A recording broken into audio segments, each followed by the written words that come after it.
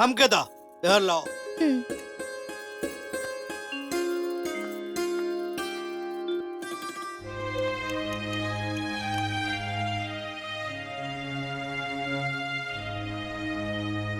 ली अब तैयार हो गई लिस्ट। तैयार हो गई, 4 घंटा से तोहार लिस्ट तैयार हो तो। कैसन लिस्ट तैयार हो रहा बा माई? देखा ना बबुआ, सब दुल्हन के जेवर साड़ी ओकर लिस्ट है। अरे बाप रे, इतना साड़ी और इतना जेवर। अरे स्वाति पहनी की शोरूम खोली। अरे बबुआ, महीना में 30 दिन होखेला और साल में 365 दिन। और हम चाहता नहीं कि हमार पतो जब ये घर में आवे ना, रोज नया नया गहना, नया नया साड़ी पहने।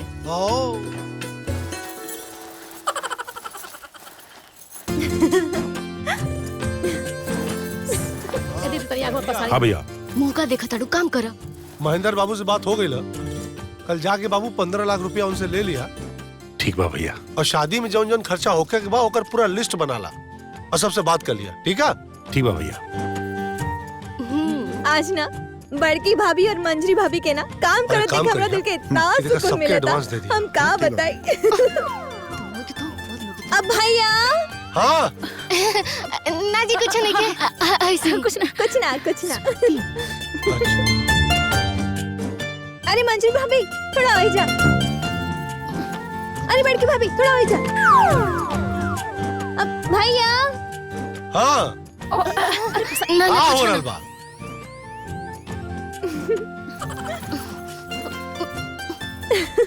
अच्छा एको बात बतावा, शादी के बाद हम सबके भुला तो न जाइबू? ना भाभी, कैसन बात करत दाड़ू? बचपन में हम माई के तना देखनी, लेकिन हमेशा हमार ख्याल तू ही तो रख लो ना। कबो माई बन के तो कबो बड़ बहन बन के। हम तोरा के कैसे भुला जाए? टेंट वाला का एडवांस दे दिया हा? और खाना वाला से बोल दिया बाबू। अरे प्रणाम पुरुषोत्तम, का हो, कैसे आना भइल? बस अरे तोरे बाबूजी कन्हैया के नाम पर फिक्स डिपॉजिट कैले रहलन, ओकर समय पूरा हो गइल बा। वो डबल होकर के 15 लाख हो गइल बा।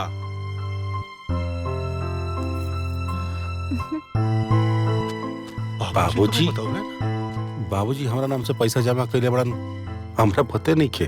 और हमनियों के कबो ना बताओ ना कि एकरे नाम से पैसा जमा। अरे तो बता के जमा करते तब ना पता चलत।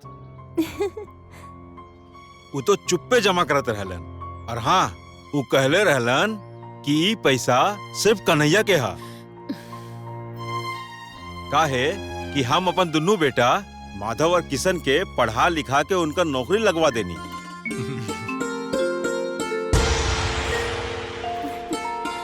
लेकिन कन्हैया के आज तक कुछो न कर पैनी।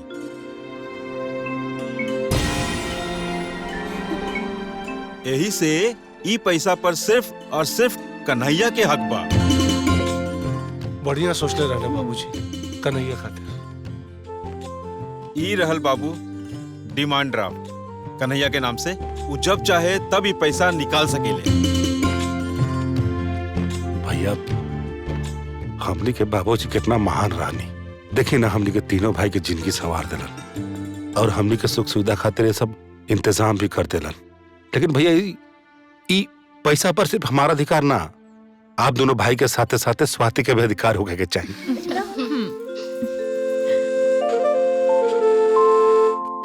कैसन बात करता रे पगला?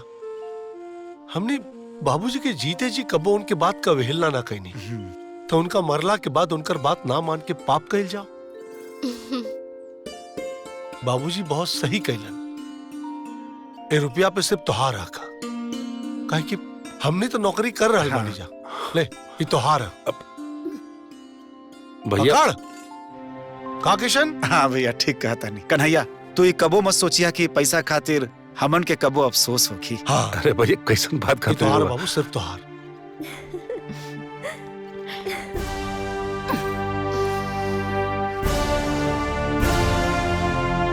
ये तू का कहता रू नेहा? हम बिल्कुल ठीक कहतानी। अरे यही नाते हम सब केहू के एहिजा बुलावले बानी, ताकि सब केहू के बुद्धि खुल जाए। इनमें बुद्धि वाली कौन बात बा? है? वो पैसा कन्हैया का है। सिर्फ कन्हैया के कैसे हा? तू लोगन अपन माई बाबूजी के औलाद ना बाड़ा, हाँ? खाली कन्हैया हा। और अगर पैसा देवे के ही रहल तो अपनी बेटी के देके गई रहती, खाली कन्हैया के काहे के देके गईलन? हाँ, सब कन्हैया के नामे लिख के चल गए। अब बेटी के नामे का गइल बन? अगर बेटी खातिर ना देले बाड़ा तो बेटी के बियाह करावल हमनी के फर्ज नहीं का? अब का कर्जा लेके बियाह शादी होई? अरे शादी बियाह कर्जा लेके सारा कमाई चल जाई हमें, और 15 लाख लेके कन्हैया मजा करी मजा। हाँ दीदी, पैसा ना दिया। अरे जब घर में पैसा बढ़ ही बा तो कर्जा काहे कढ़ाई? हाँ। अरे हमनियों को तो अपन लड़का फेंका पड़े सन, ओकनियों को तो भविष्य देखे के बा। और 15 लाख रुपया के ब्याज भरते भरते तो हमनी के सब तनख्वाह हमें उड़ा जाई।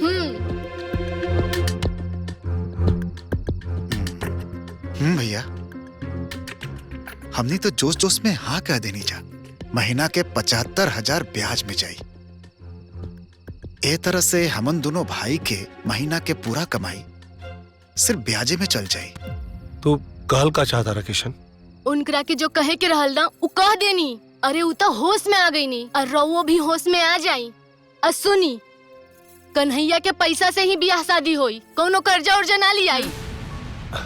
अरे परी बात कन्हैया से कहल कैसे जाई? जब खुदे पैसा देत रहल तो लगला सबके भरत मिलाप करे खातिर, हाँ? कैसे कहा? ड्रामा करे के पड़ी। ड्रामा? जैसन हम कहब ना, अगर तू लोग ऐसा ड्रामा करबा ना तो सांप भी मर जाए और लाठी भी ना टूटी।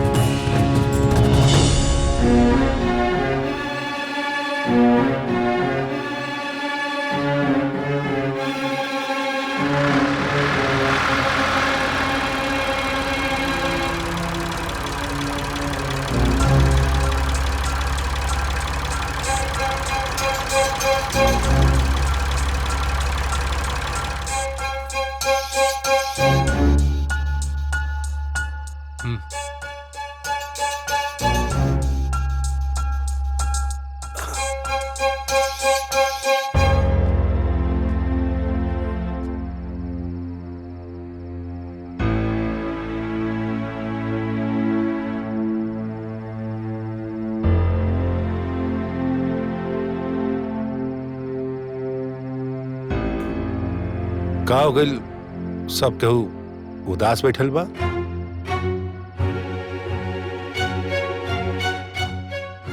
जो पैसा देवे वाला रहे वो पैसा देवे से मना कर देलस।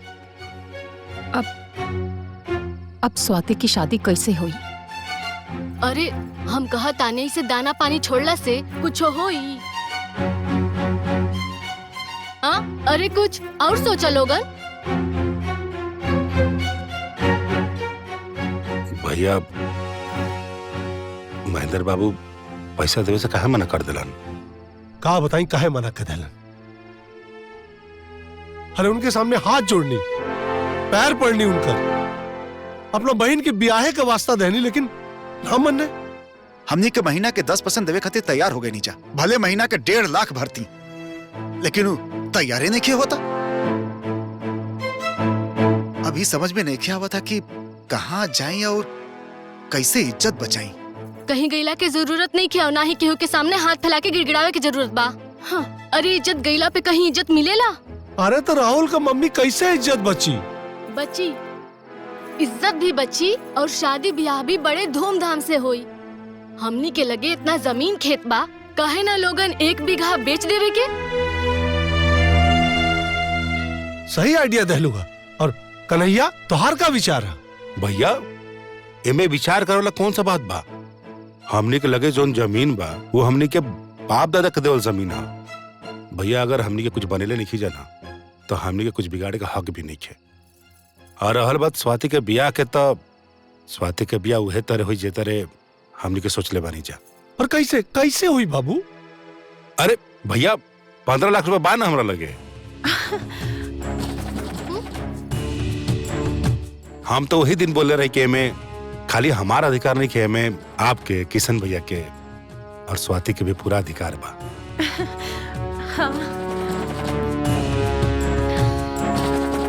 लेकिन लेकिन वेकिन कुछ ना किशन भैया, स्वाति के खुशी से बढ़कर पैसा तो नहीं है ना। और अगर हमनी के तीनों भाई के रहते हुए जमीन बेच देब जा तो हमनी की इज्जत ना जाई। यही से ना खेत बेचाई ना इज्जत जाई। स्वाति के ब्याह हुई, कल हम पोस्ट ऑफिस जाके पैसा लेके आवता नहीं। हाँ हाँ।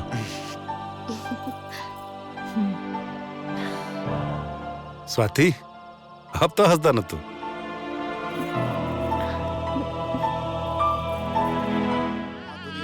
ओम हस्त प्रक्षालम, चल लगाइए ऐसे। ओम केशवाय नमः, ओम माधवाय नमः, ओम ग्राम देवताभ्याय नमः, ओम स्थान देवताभ्यो नमः, ओम वास्तु देवताभ्यो नमः, ओम सर्वेभ्यो देवेभ्यो नमः। हाथ जोड़िए ऐसे। ओम सर्वमंगल मांगल्ये शिवे सर्वार्थसाधिके शरण्ये त्र्यंबके गौरी नारायणी नमोस्तुते वक्रतुंड महाकाय सूर्यकोटि समप्रभा निर्विघ्नं कुरु मे देव सर्वकार्येषु सर्वदा। ओम मंगलम भगवान् विष्णु मंगलम मंगलम पुंडरीकाक्षाय मंगलाय तनो हरि।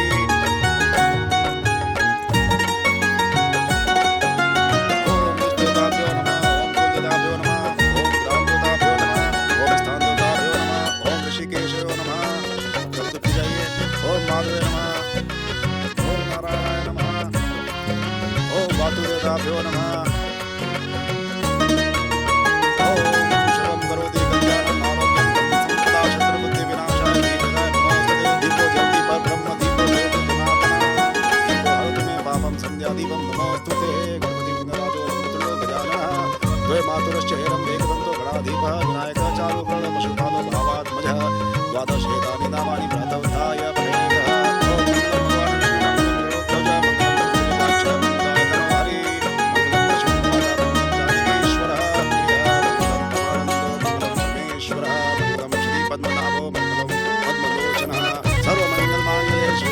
साधिके शरण्ये त्र्यंबके गौरी नारायणी नमोस्तुते। ओम ओम ओम वक्रतुंड महाकाय सूर्यकोटि समप्रभा निर्विघ्नं कुरु मे देव सर्वकार्येषु सर्वदा। विघ्नेश्वराय वरदाय शुभप्रियाय लंबोदराय विकटाय गजाननाय नागाननाय श्रुति जग विभूषिताय गौरी सदाय गणनाथाय नमो नमस्ते।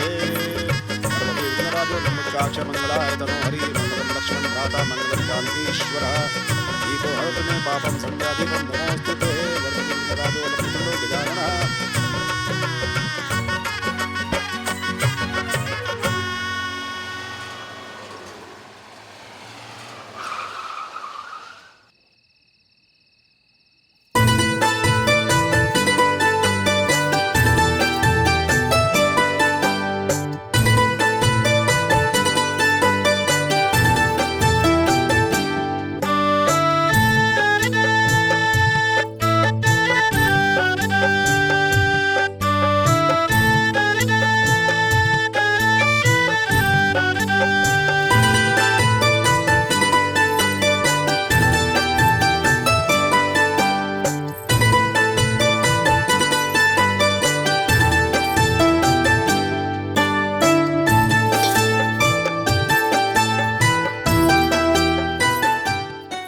आपन पसंदीदा फिल्म देखे खातिर डाउनलोड करी दंगल प्ले ऐप।